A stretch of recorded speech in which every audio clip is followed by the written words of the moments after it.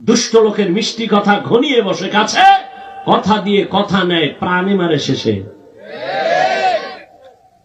মনে রাখিও, এই স্লোগান লিখবি, ফেস্টুনে 200 টাকা দিয়া ফেস্টুন বানায় বানায় সার।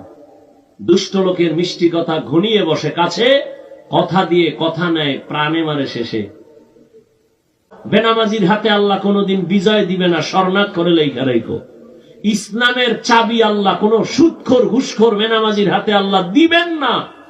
অতএব তুমি নামাজ বাদ দিয়ে যদি বলো আমি ইসলাম কায়েম করব, আল্লাহর কসম, আল্লাহর কসম, আল্লাহর কসম, কোনদিন বেনামাজি সুদখোরের হাতে আল্লাহ ইসলাম কায়েম করাবেন না। অতএব কোন বেনামাজি সুদখোর যদি বলো, বেপরদাওয়ালা যদি বলো আমি ইসলাম কায়েম করব, মিথ্যা দাবি তোমার। তুমি মনে হয় ইহুদির এজেন্ডা বাস্তবায়নের তলে তলে তুমি ষড়যন্ত্র করতেছো।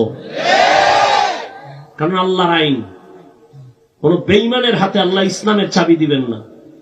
কোন বেঈমানের মাধ্যমে, কোন মুনাফিকের মাধ্যমে, সুদখোর ঘুষখোরের মাধ্যমে, বেনামাজির মাধ্যমে আল্লাহ এ জমিনে ইসলাম কায়েম করাবেন না। ভালো করে লিখে রাখো। অতএব কোন বেনামাজি যদি বলে আমি ইসলাম করব, হবে না, ওর উদ্দেশ্য খারাপ। দুষ্ট লোকের মিষ্টি কথা ঘনিয়ে বসে কাছে, কথা দিয়ে কথা নেয় প্রাণে মারে শেষে। মনে রাখিও, এই স্লোগান লিখবি, ফেস্টুনে 200 টাকা দিয়া ফেস্টুন বানায় বানায় সার। দুষ্ট লোকের মিষ্টি কথা ঘনিয়ে বসে কাছে, কথা দিয়ে কথা নেয় প্রাণে মারে শেষে।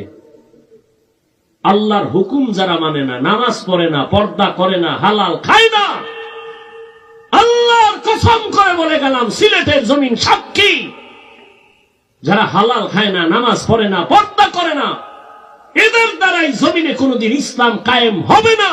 আল্লাহ করাবেন না, আল্লাহ দিবেন না। যদি ওরা দাবি করে, এই দাবি মিথ্যা দাবি, ভেতরে ষড়যন্ত্র।